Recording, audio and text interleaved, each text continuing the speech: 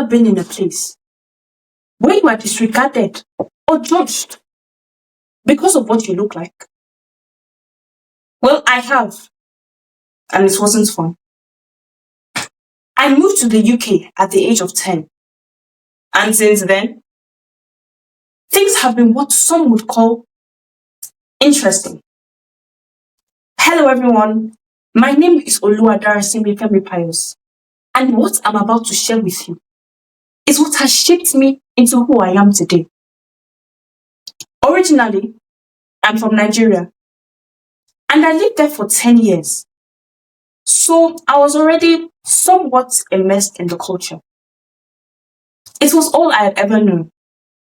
So it came as a surprise that shortly after the first wave of COVID, my parents announced to us that we were moving to the UK.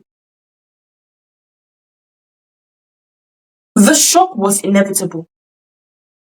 I had never even been outside of Nigeria at that time, so I was really scared.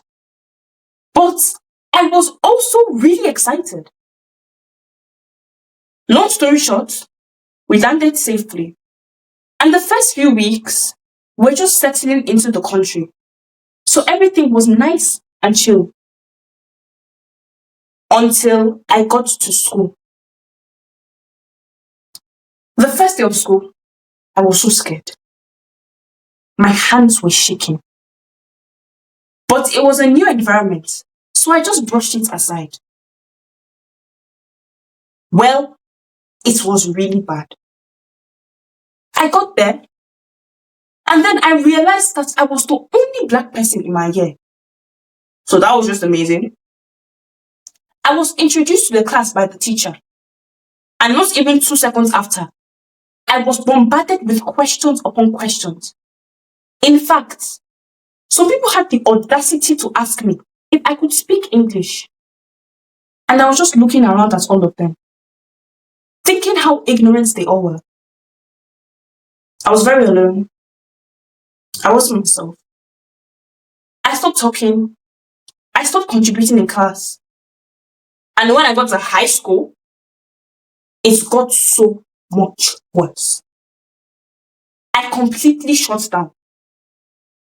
My naturally bubbly energy just stopped. I found myself feeling depleted. The school was a place where anything goes.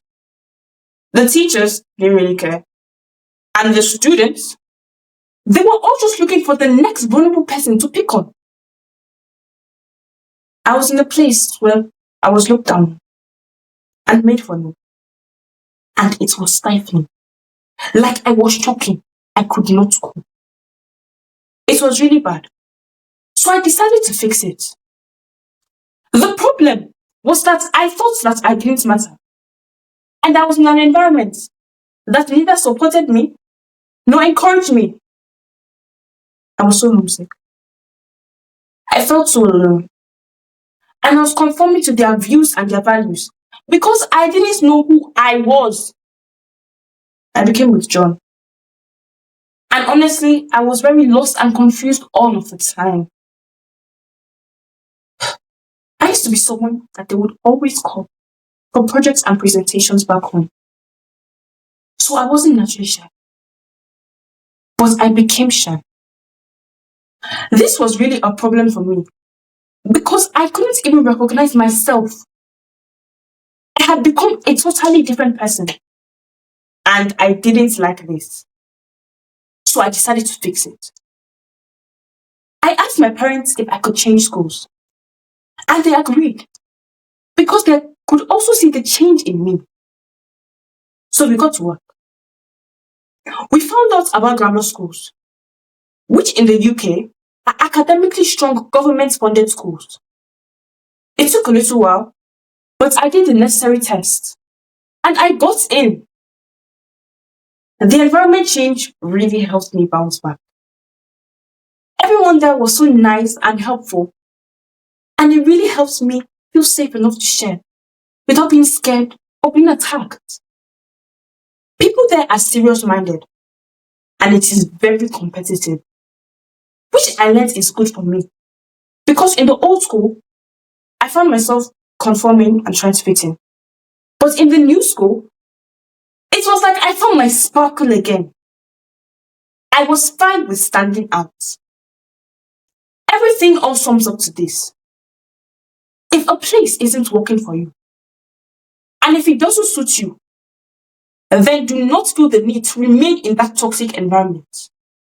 You are not a tree, so there's no point in staying. A seed planted in the wrong soil cannot thrive, no matter what you do.